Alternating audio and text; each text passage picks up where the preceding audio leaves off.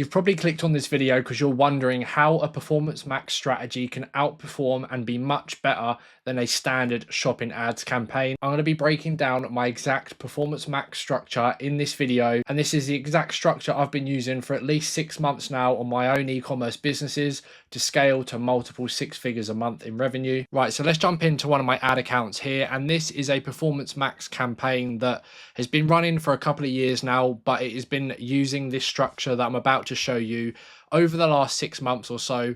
But if we just take a very quick look here at the last 30 days, you can see this is a campaign with a £20 target CPA. It is pretty much hitting that, which is very good, and obviously a 2.4 ROAS, which for this particular product is very good indeed. Now what is this structure and why is it better than standard shopping? Now, there is a place for standard shopping, don't get me wrong, but this is a great example, and that's why I'm showing you this campaign here on why this structure will outperform and allow you to scale much further and arguably much quicker as well than a standard shopping campaign. So I've just jumped over to the asset group section here, and this is the structure. It is incredibly simple. It's not going to take you hours to make all of your campaigns, and this is the structure that I'm using mostly for all of my PMax campaigns. One thing I want to mention is I'm using this structure for Performance Max campaigns that only have a single product in it or have a group of products that are extremely similar to one another. So just for example, if you've got a furniture business and you've got sofas that are the same style in different colorways or slightly different designs, you could maybe get away with putting them in the same PMax campaign. But for my business and this business we're looking at here, I make a new Performance Max campaign for every single product. One, it allows me to set goals based on that product. You saw at the start of this video, my target CPA was £20. I have other Performance Max campaigns with other products where the target CPA is triple or quadruple that, because there is such a vast difference between the product pricing. So very quickly, I'm going to keep this as simple as possible, not going to waste any of your time. The structure is as follows. We have two asset groups. We have one that is feed only. If you don't know what feed only means, this is essentially an asset group with no assets within it. There's no images, there's no videos, there's no headlines, there's no descriptions.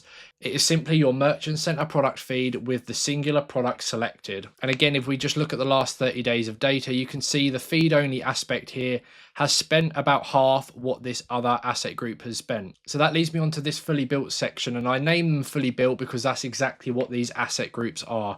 These asset groups have maxed out headlines, maxed out descriptions. You can use up to 20 images. I use all 20. I add YouTube videos into these. If this sounds like it's quite confusing or perhaps a bit too much for you to take on, I do actually offer mentorship and a done-for-you Google Ads management. So you can have your ad account managed by me. I'll leave a link at the top of the description. You can apply for that. I'm not going to jump into the asset group now, but I'll put a little checklist on your screen now. So you can come back to this video, you can pause it, and you can check off each section to make sure your fully built asset group is fully built. And now these numbers here we're looking at is the exact reason why this outperforms standard shopping. So I like to think of it as if we were running just a feed only Performance Max, or if we were just running a standard shopping campaign, this product would have spent £1,800 in the last 30 days. But because we're running a fully built asset group as well, this product is being advertised on the search network, it's being advertised on YouTube display. So you're covering a much bigger area, and you can see the spend is double what the feed only spend is, and the ROAS is actually slightly better as well. Especially in the e-commerce space, a lot of people think Google Shopping is the only way to run Google Ads profitably, but honestly, especially in the last year, Performance Max has been so much more solid in its performance, so much more consistent, and this structure helps keep it incredibly simple for an account manager. And by doing this on a product level, so having a separate campaign for each of your products, it allows you to scale quicker, it allows you to scale further, and more importantly, like I mentioned earlier, you can set different goals based on the product you are advertising. Of course, there are other things that are going to help with the performance of your Performance Max campaigns, and a lot of the stuff isn't even related to Google. It could be your website's appearance, your load speed, but this is a great place to start.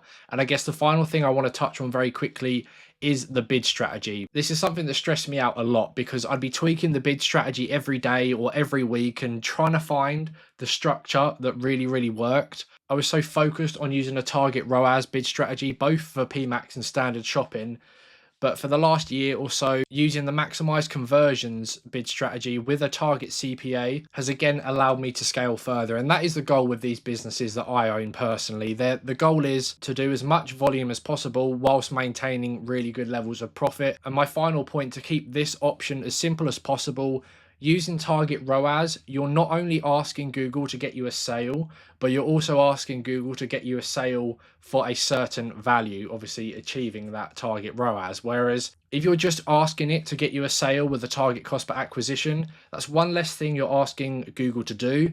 And I've just found using this bid strategy, it allows Google to spend more. It allows me to scale much further. If you do need a high ROAS, there are things you can do on your website and in the back end: email marketing, bundles, increasing your product prices. There's many different things you can do that will increase your average order value, and you're then not going to have to rely on using the target ROAS bid strategy. And just to show you and prove my point even more with the bid strategy, there are 17 active campaigns in this account, and every single campaign you can see here, apart from 3 standard shopping campaigns here, we have 1 performance max campaign on target ROAS, we have another standard shopping and a brand search campaign. But every other campaign you can see that is performance max or demand gen, we're using a target CPA. So you can see how much it outweighs me using target ROAS. It's definitely something to try if you need any help with this structure and perhaps need some in-depth guidance. If you need any help or perhaps want further guidance with this, then click the link at the top of the description to work directly with me.